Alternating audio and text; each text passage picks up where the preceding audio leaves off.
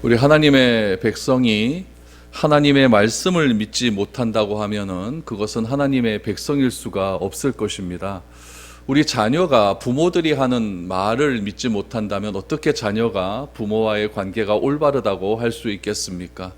교회도 마찬가지겠죠. 교회도 목회자가 설교하는 그 설교의 말씀이 우리 청중들에게 들려질 때에 그것이 믿음으로 자라나지 못한다라고 한다면 그것 또한 바른 목회자의 삶은 아닐 것입니다. 우리가 관계를 맺은 데 있어서 가장 중요한 것은 무엇이냐면은 누군가의 말을 믿어주는다는 데에 있습니다. 우리가 그 말을 믿을 수가 없게 된다면 관계는 금방 허물어지고 말 뿐입니다.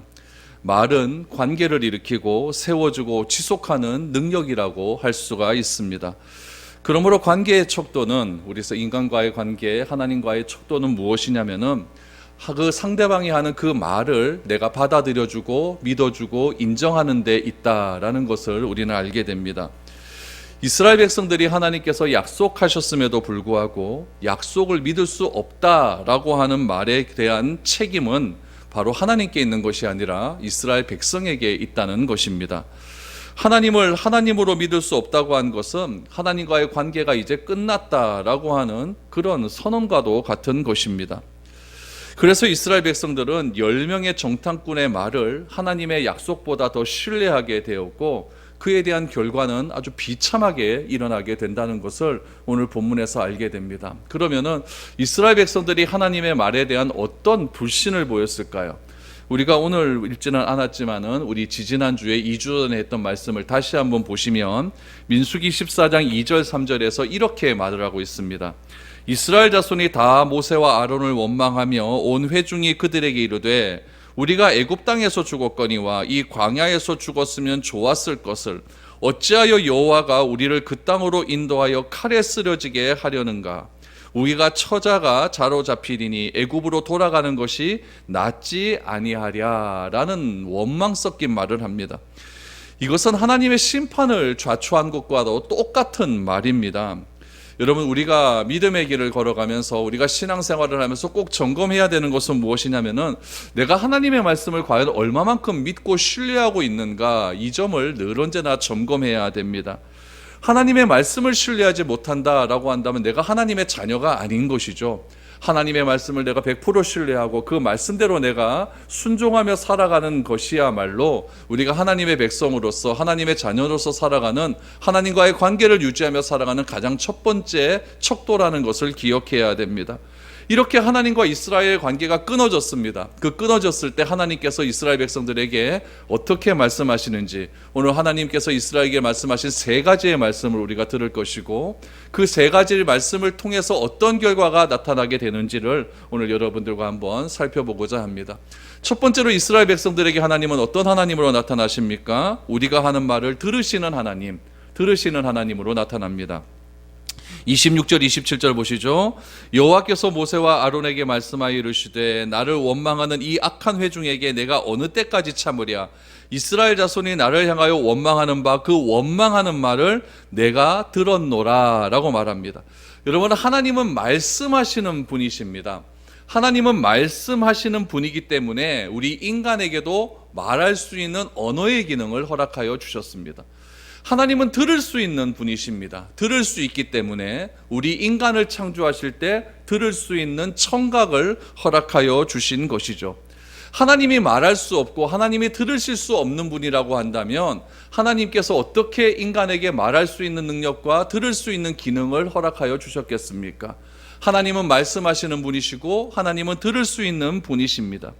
하나님이 말씀하시고 들으신다는 것이 믿어지지 않고 생각되지 않기 때문에 우리는 이 땅에 살아가면서 여러 가지 실수를 하며 살아갈 수밖에 없는 것이죠. 특별히 예수님을 따르는 제자들에게 사탄이 시험할 때도 어떻게 시험을 하냐면은 하나님이 듣지 않는다, 하나님은 그 말을 못 들을 것이다 라고 하는 유혹된 말을 자꾸 함을 통하여서 제자들로 하여금 시험에 빠지는 그런 경우를 많이 보게 됩니다. 어쩌면 사탄은 우리의 말을 통하여서 하나님을 대적하게 만드는 그런 기능을 수행하고 있는지도 모릅니다. 하나님은 마음에 담고 있는 것을 말한다고 하지만, 내 마음에 있는 것을 말한다고 하지만 내 생각과 마음과 전혀 상관없는 우리가 말을 함을 통하여서 어려움을 경험하기도 합니다. 내 진심은 그러지 않은데 말이 이상하게 나와서 어려움이 생길 수도 있다는 이야기입니다. 그래서 하나님은 우리가 말을 어떻게 해야 하는지에 대해서 굉장히 심도 깊게 말씀하고 계십니다. 그것은 이스라엘 백성들이 말한 모든 것, 우리가 말하고 있는 모든 것들을 하나님께서는 지금 듣고 계신다라고 하는 말씀으로 정리를 하고 있습니다. 여러분, 우리가 고속도로를 이렇게 운전을 하다 가다 보면은 예전에는 없었는데 몇 년 전부터 생긴 것이 하나 있어요. 그게 뭐냐면 트럭 뒤에 눈이 이렇게 달려 있어요. 보이십니까? 트럭 뒤에 눈이 이렇게 달려 있는데 그 눈을 왜 달아놨냐면은 도로공사에서 달아놨는데 그 눈을 달아놓은 이후로 교통사고의 건수가 줄어들었다고 합니다. 왜 그러냐면은 누군가 나를 보고 있구나라고 하는 그런 생각이 많이 담겨져 있는 것이죠. 그래서 우리도 막 달려가다가 내비게이션에서 삑삑삑삑 거리고 그 신호 위반 단속 지점이 딱 다가오게 되면은 속도를 확 줄이지 않습니까? 왜 그럴까요? 돈 내는 것이 무서운 것이 아니라 누군가 보고 있다라고 하는 그것이 두려운 것이죠. 그래서 고속도로에서도 보면은 눈을 딱 따라 놓으니까 누군가 내가 과속하고 있는 것을 보고 있고 누군가 내가 교통위반하고 있는 것을 보고 있다라고 하는 그것이 두려워서 사람들이 굉장히 속도 위반을 줄이고 교통사고 건수가 많이 줄어들었다라고 말을 하죠. 하나님께서 내가 말하는 것을 듣고 계시고 하나님께서 말씀하신다라고 하는 것을 내가 듣고 있다라고 생각한다면 우리의 삶의 태도는 많이 달라질 것입니다. 주님은 우리에게 뭐라고 말씀하셨냐면은 구하고 찾고 두드리라 라고 말씀하셨습니다. 구하고 찾고 두드리는 것의 도구는 무엇입니까? 우리의 말입니다. 왜 하나님께서 예수님께서 기도라는 것을 말씀하실 때 구하고 찾고 두드리라고 말씀하셨고 그 말에 대한 그거에 대한 도구를 언어라고 하는 말을 통해서 말씀하셨을까요? 그것은 무엇이냐면은 하나님은 들으신다라는 이야기죠. 내가 구하는 것을 들으시고 내가 찾는 것을 들으시고 내가 두드리는 것을 듣고 계신다라는 것을 하나님은 알고 계시기 때문에 하나님은 다 알고 계시기 때문에 우리에 향한 기도를 향할 때도 그렇게 말을 통해서 우리에게 하라라고 말씀을 해주신 것이죠. 그렇다면 하나님께서 기도의 소리만 듣고 계시겠습니까? 그건 아니겠죠. 오늘 본문에서 우리가 아까 보았던 민수기 14장 2절 3절에서 나온 우리가 이때가 이 광야에서 죽었으면 좋겠다. 우리가 왜 하나님께서 애굽 땅에서 우리를 인도하여 내셨는가? 라고 하는 그 원망의 소리도 하나님께서는 다 듣고 있다라는 이야기죠. 하나님께서 애굽에서 이스라엘을 구원하기 위해서 얼마나 많은 능력을 행하셨습니까? 그래서 이스라엘에게 하나님은 바로 이런 분이다. 애굽에 다스리는 모든 신보다 하나님은 뛰어난 신이다라는 것을 그들에게 당당하게 보여주시지 않았습니까? 또한 하나님께서는 이스라엘을 광야로 인도해 내시면서 홍해를 건너게 하시고 여러 가지 능력들을 보이시면서 하나님께서는 이스라엘을 지키시고 구원하시고 인도하실 수 있는 능력이 있는 분이라는 것을 이스라엘로 하여금 경험케 해 주셨습니다. 그럼에도 불구하고 가나안을 목전에 두고 애굽으로 다시 돌아가자고 합니다. 그 말을 들은 하나님은 과연 어떤 느낌이 들으셨을까요? 완전히 믿는 도끼에 발등 찍히는 그런 일 아니겠습니까? 그런 일들을 바울은 로마서에서 뭐라고 표현하여 주셨냐면은 내버려 두셨다라고 하는 표현을 사용하고 있습니다. 너희 죄 짓는 대로 내버려 두사라는 표현을 통하여서 하나님께서는 그들을 완전히 내버려 두시는 것을 보게 된다는 이야기죠. 그래서 하나님께서는 우리가 하는 모든 것들을 듣고 계신다라고 하는 것을 우리는 기억을 해야 됩니다. 두 번째로 오늘 본문에 나타나시는 하나님은 어떤 하나님이실까요? 들은 대로 행하시는 하나님이다라는 것을 알게 됩니다. 28절 말씀을 보시죠. 그들에게 이르기를 여호와의 말씀에 내 삶을 두고 맹세하노라. 너희 말이 내 귀에 들린 대로 내가 너희에게 행하리니 라고 말합니다. 하나님은 이스라엘이 행한 말이 하나님의 귀에 들린 대로 그대로 행하겠다라고 말씀하고 있습니다. 하나님은 젖과 꿀이 흐르는 땅을 주시겠다고 하셨음에도 이스라엘은 다 죽게 생겼다라고 했으니까 죽는 그대로 너희들이 말한 그대로 내버려 두겠다라고 그렇게 말씀하고 있는 겁니다. 여러분, 우리는 이 관계가 파탄되지 않도록 정말 조심해야 됩니다. 왜냐하면 관계는 정말 예민하기 때문에 그렇습니다. 그 예민함이 우리가 살아가는 인간관계에서는 그냥 넘어갈 수도 있겠죠. 그냥 그런 의미를 잘못 파악하고 넘어갈 수도 있겠지만은 여러분, 영적인 관계, 하나님과의 관계에서는 그렇지 않습니다. 인간과의 관계에서도 넘어갈 수 있는 이유가 무엇이냐면은 인간은 완전하지 않기 때문에 그래요. 상대방이 말하는 의도를 오해할 수도 있고 그 말하는 의도를 제대로 파악하지 못할 수도 있기 때문에 그냥 넘어갈 수도 있겠죠. 그러나 하나님은 우리의 모든 것을 알고 계시는 분이십니다. 우리가 어떤 말로, 우리의 말로 표현하든지 표현하지 않든지 우리의 생각까지도 아시는 분은 하나님이시기 때문에 하나님과의 우리와의 관계는 굉장히 예민한 관계에 있다는 것을 우리는 기억해야 됩니다. 그러므로 내가 생각한 그대로 말로 표현했다라고 하는 것은 내 생각을 증명하는 것, 내 생각을 확증하는 것과 똑같다는 의미로 받아들여야 됩니다. 결국 내 생각이 말로 표현되어진다라고 하는 것은 내 의지의 표출 아니겠습니까? 나는 이렇게 생각하고 있는데 그것이 내 말로 드러난 거니까 나는 이렇게 의지하고 있다, 이렇게 생각하고 있다는 것을 표현하는 것이라고 한다면 하나님께서 그 말을 들으시고 그대로 행한다고 하는 것은 어쩌면 우리를 존중하는 태도와 같습니다. 내가 네 말한 그대로 내가 해줄게, 너 말 그대로 해줄게, 표현하는 것 그대로 존중하는 것이겠죠. 여러분, 내가 이야기하는 것마다 하나님께서 참견하시고 여러분, 제동을 거신다고 하는 것은 결코 좋은 일이 아닙니다. 그것은 사랑이 아니죠. 사사건건 내 결정에 참견하고 말씀하시는 것은 하나님이 우리를 사랑하는 그런 사랑의 방법이 아닙니다. 여러분들도 누구를 사랑한다라고 하는 것은 무엇을 의미하냐면 그 사람을 믿어주는 것을 의미하는 거겠죠. 믿어준다라고 하는 것은 그 사람의 모든 삶의 모든 것들을 일일이 참견한다는 것을 의미하는 것이 아닙니다. 시시때때로 5분마다 전화해서 너 어디 있노 어디 있노, 이것이 사랑일까요? 이건 집착이죠. 하나님께서 만약 우리에게 집착을 보이신다고 한다면 내가 무슨 말 한마디 할 때마다 무슨 징조를 보이실 겁니다. 그러나 하나님께서는 그런 하나님이 아니라는 이야기죠. 하나님이 우리를 사랑하시는 방법은 우리를 내 아들이라고 칭해 주시고 너를 내가 낳았다라고 말씀하시는 것은 우리를 끝까지 믿어주고 인정해주고 존중해 주시는 하나님이 우리 인간을 향한 태도라는 것을 의미하고 있습니다. 우리들도 자녀를 키울 때 어릴 적 보면은 우리 어릴 때 아이들이 막 안 들어오고 이러면은 막 전화도 하고 너 왜 안 들어오니 왜 안 들어오니 그럴 것 아닙니까? 근데 자녀가 40이 넘고 50이 넘고 60이 넘었는데 어머니가 전화 와서 너 어디고 너 그렇게 늦게 다니면 돼, 이렇게 말하는 것은 사랑이 아니거든요. 이것은 억압이고 강요입니다. 하나님은 우리 인간을 대할 때 그렇게 대하시지 않는다는 이야기죠. 그래서 하나님은 우리를 대하실 때에 우리를 사랑하시는 방법이 어떤 방법이냐면은 우리의 삶 사사건건 우리의 사소한 부분까지도 다 참견하시고 우리의 사사건건 우리의 모든 것들이 일일이 점검하시는 그런 분이 아니라 설사 우리가 잘못했다 할지라도 노하기를 더디하시고 기다려주시고 진노를 미루시는 그런 하나님이라는 것을 기억해야 될 겁니다. 왜냐하면 그 진노를 우리에게 더디해 주심을 통하여서 우리로 하여금 우리가 하나님 앞에서 잘못했다라고 하는 것을 깨닫고 돌아오기를 기다리시는 하나님이시지 사사건건 일일이 참견하시는 그런 하나님은 아니라는 것을 기억해야 됩니다. 만약 하나님께서 사사건건 참견하셨다고 한다면 여기 있는 사람들 다 죽었을 겁니다. 우리 지난 한 주간도 얼마나 많은 죄를 짓고 살았습니까? 지난 주간에 여러분 비가 너무 많이 와가지고 막 여기 이쪽에 다 난리가 났거든요. 난리 나갖고 제 입에서 막 말이 막 터져 나오더라고요. 아, 이놈의 건물.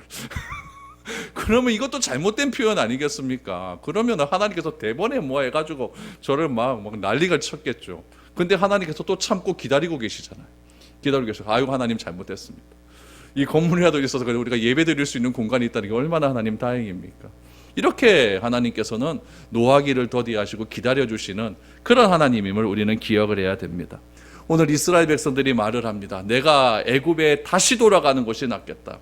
차라리 이 광야에서 죽는 것이 낫겠다라고 하는 이 이스라엘 백성의 말씀을 들으시고 분노하십니다. 분노하시지만 결국 그들을 다시 하나님께서 책임져 주시고 그를 기다리고 인내하시는 그런 하나님을 보게 된다는 이야기죠. 그래서 하나님께서는 일단 말씀하십니다. 들은 대로 행하시겠다라고 말씀하시는 것이죠. 그럼 어떻게 행하실까요? 세 번째는 보시면 믿음과 생각을 지키면 약속을 성취하시는 하나님으로 우리에게 보여주십니다. 믿음과 생각을 지키면 약속을 성취하시는 하나님입니다. 29절 30절을 보십시오. 어떻게 하겠느냐?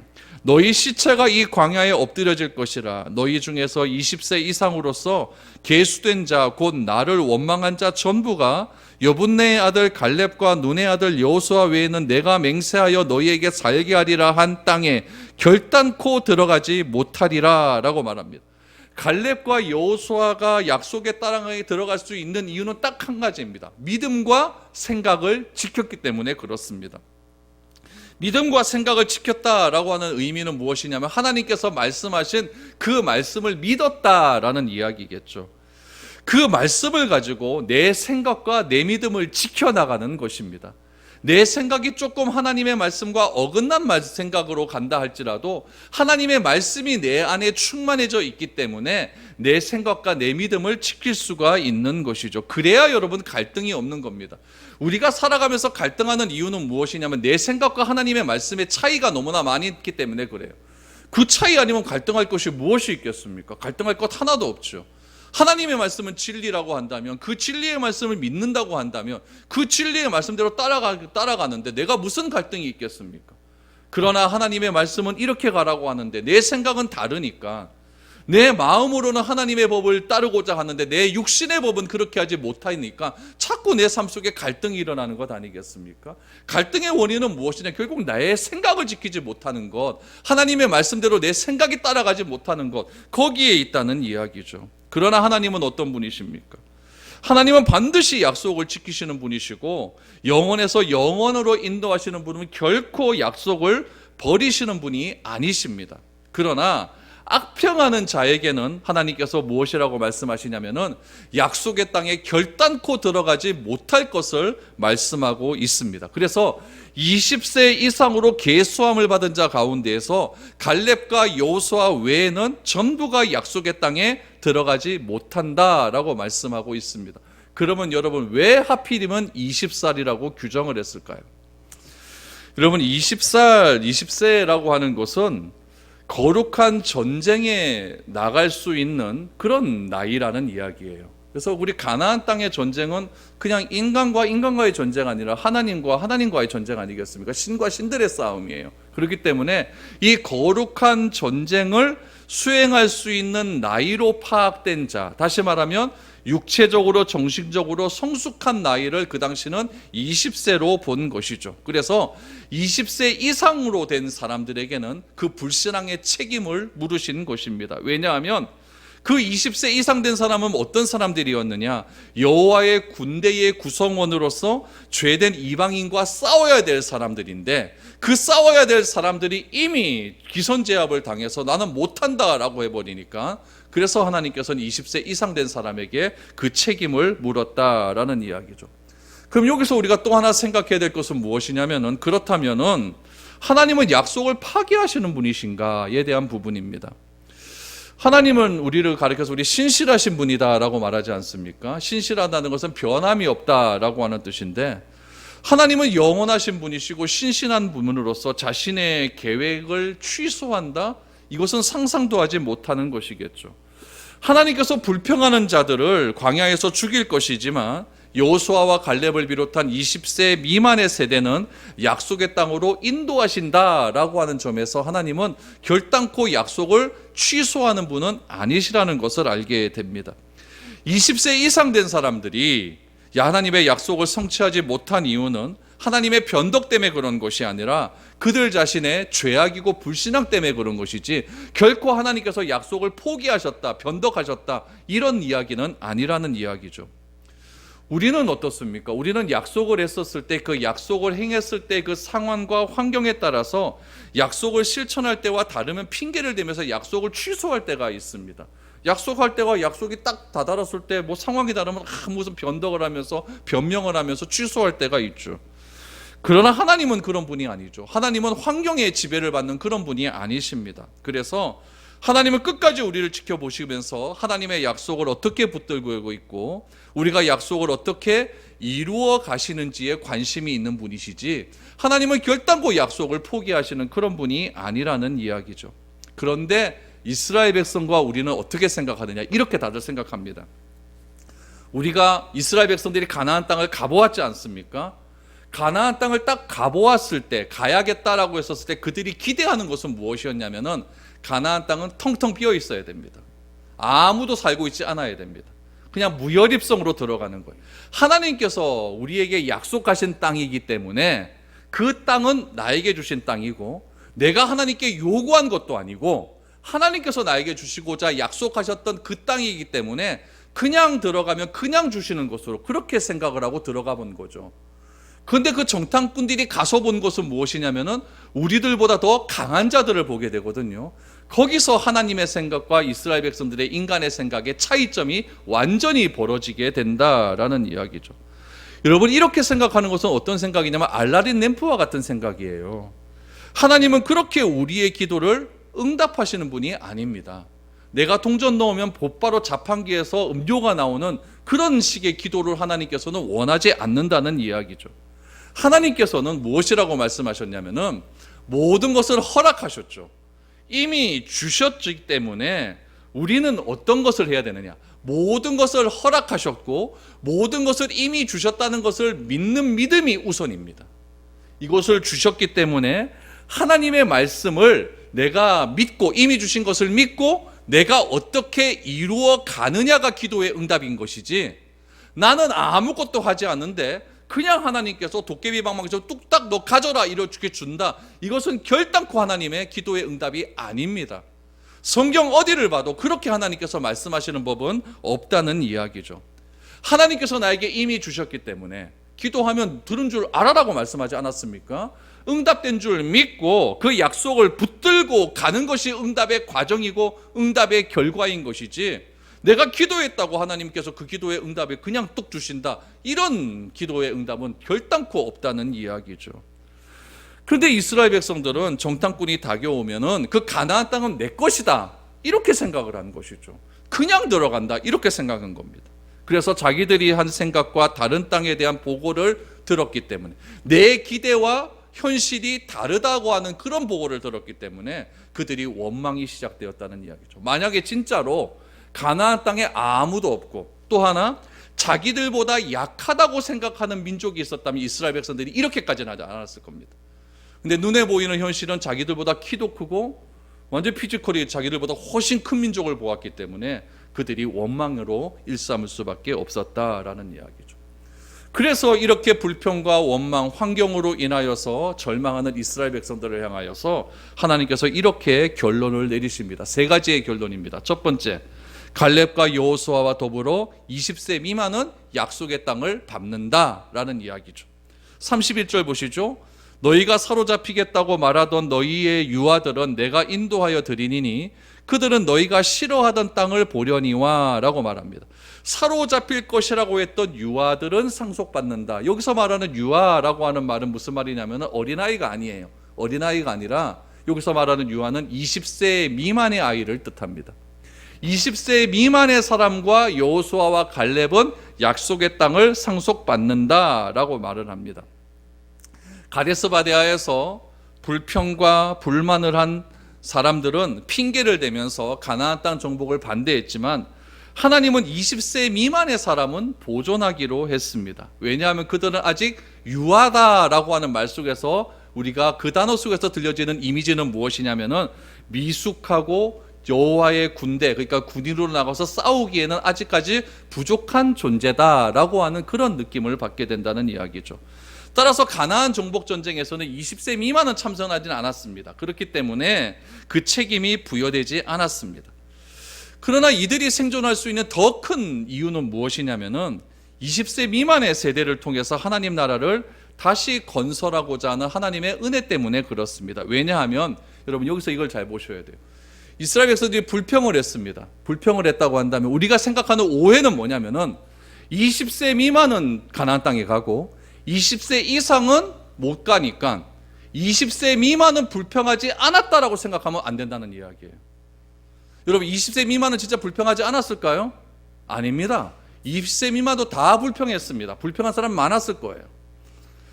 여러분 20세 미만의 사람들 속에서도 불평과 불만이 제기했었을 때 함께한 사람은 틀림없이 존재했다는 이야기죠. 왜냐하면 인간이라고 하는 존재는요, 나이가 많건 적건 다 죄인이기 때문에 그렇습니다. 누구 하나 여러분 비판의 소리가 나오면은 여러분 나이가 어린 사람들도 비판의 소리가 막 나오게 돼요. 요즘 여러분 뉴스에 나오는 아이들 범죄를 보십시오. 이게 애들이 할 일입니까? 중학생, 초등학생 5학년짜리들이 여러분 막 진짜 상상도 못할 일을 막 하지 않습니까? 그렇기 때문에 오늘 본문에서 나타난 이 20세 미만, 오늘 성경에서 말하는 유아들도 이 불평과 불만에 참여를 했다는 사실이에요.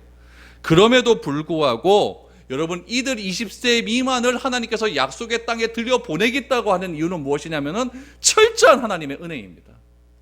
그들이 잘나서 그들이 불평과 불만에 참여하지 않았기 때문에 약속의 땅에 들어가는 것이 아니라 그들도 하나님께서 은혜로 하나님께서 구원해 주시겠다고 한 하나님의 은혜 때문에 그들이 들어간 것이지, 그들이 불평과 불만에 참여하지 않았다고 하는 그 행위 때문에 들어간 것은 아니라는 이야기죠. 그러므로 우리의 구원의 문제도 똑같습니다. 내가 무슨 행동을 했기 때문에 하나님께 구원받는다, 이거 아니에요. 내가 행동을 안 했기 때문에 하나님께 구원받는다, 이것 또한 아닙니다. 전적인 하나님의 은혜입니다. 나는 죄인이고 나는 어떻게 하지 못한 죄인이지만 하나님께서 나 같은 존재를 구원하시기로 작정해 주셨기 때문에 내가 구원받은 것이지, 여러분 내 행위 때문에 구원받은 것은 아니라는 이야기죠. 오늘 본문에 나타나는 20세 미만도 다 죽어 마땅하지만은 하나님의 은혜로서 그들을 구원하셔서 그 20세 미만의 세대를 통해서 다시 하나님의 역사를 이루어 가시고자 하는 하나님의 계획이 있었다는 이야기입니다. 두 번째는 무엇이냐? 광야에서 모두 죽고 방황하게 된다라고 말을 합니다. 32절 33절을 보시죠. 너희의 시체는 이 광야에 엎드러질 것이요 너희의 자녀들은 너희 반역한 죄를 지고 너희의 시체가 광야에서 소멸되기까지 40년을 광야에서 방황하는 자가 되리라 라고 말씀하고 있습니다. 엎드려지다라고 했어요. 엎드려지다라고 하는 뜻은 무엇이냐면은 사라지다, 내던져지다라는 뜻이에요. 사라지다, 내던져지다. 광야에서 내던져지는 거예요. 광야에서 내던져지는 거예요.